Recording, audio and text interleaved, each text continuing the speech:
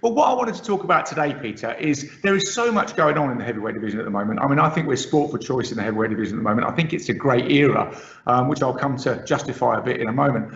But I wanted to ask the question, there's one thing that's not happening, and that's really what's grabbing my attention today, and that is, where is Wilder?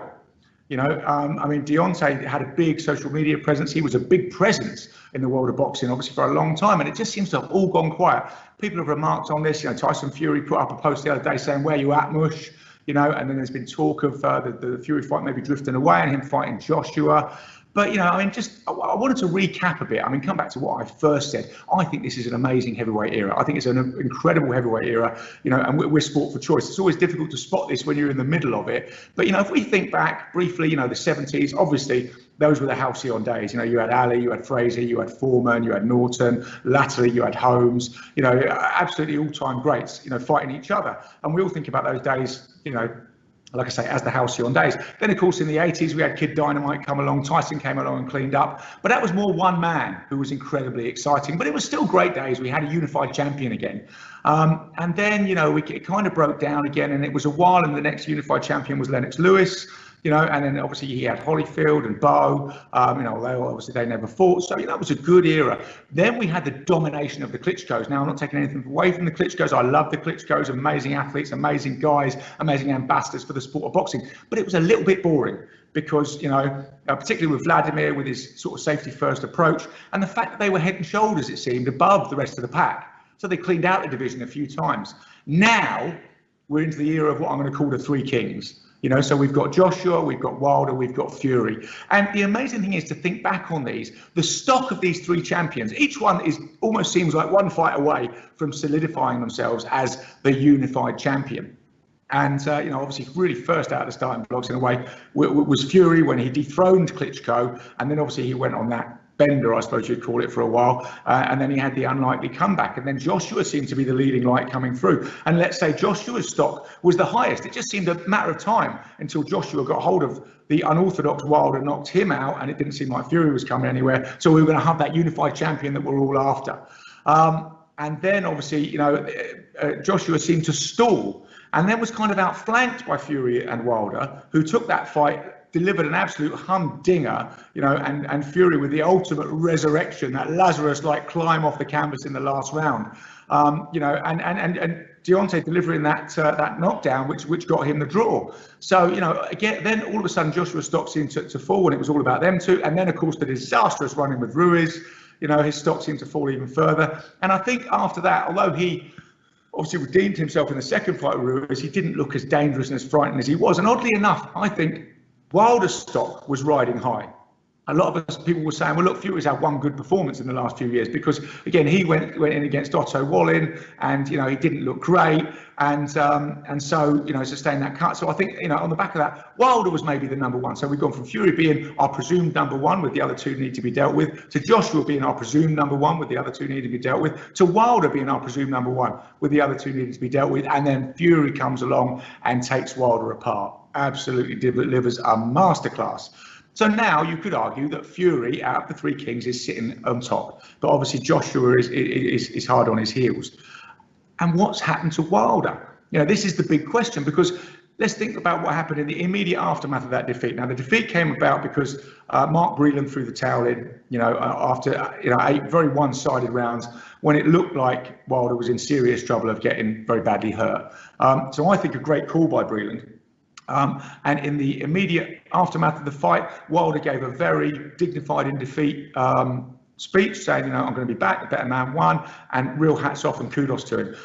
And then he went off and sacked Breland. Now, this again is a bit understandable because part of the corner's job is to boost the fighter psychologically. Now, when you throw the towel in on your fighter, and I've done it before as well, you almost want the fighter to blame you. You want them to say, look, I was going to turn that fight around. I was going to come back. You know, they were one punch away from getting seriously hurt.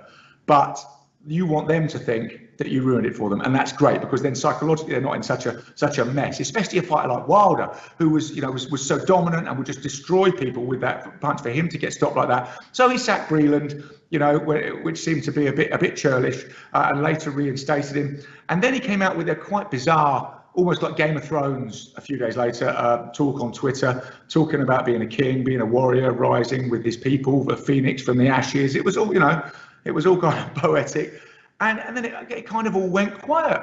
And so, and then as we've gone along, obviously COVID broke. So COVID, stopped anything happening anyway.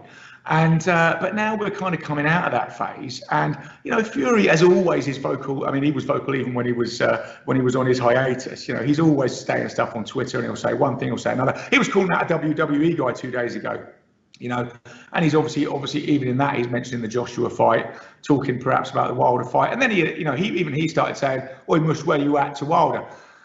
And total silence from Wilder, and Joshua's kept his profile quite high as well, and obviously he's potentially got the Kubrat Pulev fight coming up. But with the silence of Wilder, more and more people have been saying, even Eddie Hearn, let's look at a December fight for Joshua Fury, get it all sorted out, even almost write Wilder off. So I did a bit of digging to try and find out what has been going on with Wilder. And I got a friend who works for the WBC. I went to them and said, look, there's all this talk of this fight, the third fight, not happening. What do you say about that? And he said, from the WBC's perspective, that it's nailed on. Wilder is fighting Fury. That's the next event to the WBC title. He did say they were gonna push Dillian Whyte back. They're all mandatories were going to be made to step aside for this fight, obviously because of the magnitude of this fight. Now that problem of Dillian Whyte being the WBC #1 contender for over 1,000 days obviously went away last weekend, quite conveniently for the WBC, so we don't have to worry about that. So the WBC, as far as they're concerned, it's all nailed on. I tried to get a bit of word from Wilder's camp. There's lots of stuff coming out of Wilder's camp, but none from the man himself. There's a lot of stuff coming out about Fury cheating the first time. That's why he won. And I wonder again if this is psychological bolstering of their fighter. He only beat you because he cheated. They say they've got a dossier that they're going to release and shock the world about how Fury cheated his way. Now, the only thing that I've heard about this is them saying that Fury's right glove was too loose.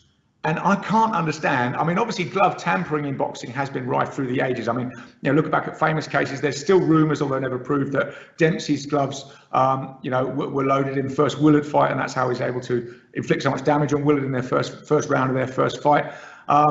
There's, more recently, I mean, Billy Collins against Louis Resto. Louis Resto famously, the stuffing was picked out of his gloves when he was fighting Collins, so he was almost fighting bare knuckle. I did some terrible damage to Collins, who never fought again. And then more recently, we've had the Antonio Margarito scandal, where Nazim Richardson, God rest his soul, recently passed, spotted that Margarito had loaded gloves, had little bullets in the knuckles before he was going to go and fight Shane Mosley, and that obviously and the bullets were taken out, the hands were rewrapped, and Mosley gave Margarito a boxing lesson, an amazing fight where he was the big underdog, and it cast a shadow of doubt over all Margarito's previous victories, particularly the one against Cotto, where he gave Cotto a real beatdown. Of course, in the rematch, Cotto beat Margarito. So the glove thing it generally goes with loaded gloves. Somehow your gloves are harder. How this argument that Fury's glove was half on, half off makes him hit harder, and they've released some pictures of Fury where it does look like his hand is a bit odd, almost like that, whereas it should be wrapped quite solidly. It looks like that, but I would think this would be a disadvantage to box with a glove that was half on, half off. But anyway, and they keep alluding to other stuff about how Fury cheated, but never coming up with anything. But they have said, yes, he is going to take the third fight. The third fight is nailed on. They've said the only thing, and the WBC said the same thing, the only thing that's holding off the date is the gate. So in other words, in the age of COVID, this can't be a behind closed door fight. So the gate is going to be so massive, the site fee is going to be so massive that you can't just, you've got to wait however many months it takes to realise this extra $30–50 million for that fight. So yeah, so everybody's saying the fight is going to happen, apart from the man himself. But we're just wondering, where is Wilder? Why isn't he releasing videos? Why isn't he talking about his training? Why isn't he pontificating on a few things? He did release one video on his Twitter feed, in the aftermath of the Black Lives Matter protests, which was, quite a coherent rap about, obviously oppression, and that was it. But nothing about boxing, and it just strikes me as very strange for a fighter who's previously been so vocal, who's previously been so, such a social media darling, who's previously been so confident in his abilities, to just almost disappear. And it makes you think one of two things. It makes you think, is he in that mountaintop retreat working on those skills that he needs to completely reinvent himself to beat Tyson Fury? Because he was beaten in every department. you know, in that second fight. So he needs to really reinvent himself and work on the skills. But if he was going to do that, I'd say take a few warm-up fights. You know, if you're going to switch trainers, which, you know, he doesn't seem to have done, but switch trainers, get some new people in, get some new skills, work out some new ways of doing this. But he's not going to do that. He's going to go straight in with the second fight. And the other thing is, you think, well, maybe he's not psychologically there. You know, maybe all this bolstering about Fury cheated, it was Breland's fault. You know, maybe he is, you know, psychologically a bit fragile. You know, but we just don't know because we're not getting any clues. And really, you know, if you are psychologically fragile, stepping in with a man that did that to you immediately is, you know, is maybe going to be a very difficult thing to do. So the big question to me, maybe other people can enlighten me. I've searched the Twitter feeds. I've talked to the WBC. I've talked to Wilder's camp, and I'm just not really getting the answer. The question is, where is Wilder? You know, the most loosest answer I've had is he's training and waiting. You know, if he's doing that, why isn't he releasing videos? So Deontay, where are you? We love you. You know, it's going to be great to see you again. You're a great tonic for the world of boxing. You're one of the three kings of this fantastic heavyweight era. So put your flag above the parapet, wave it, and tell us what's happening.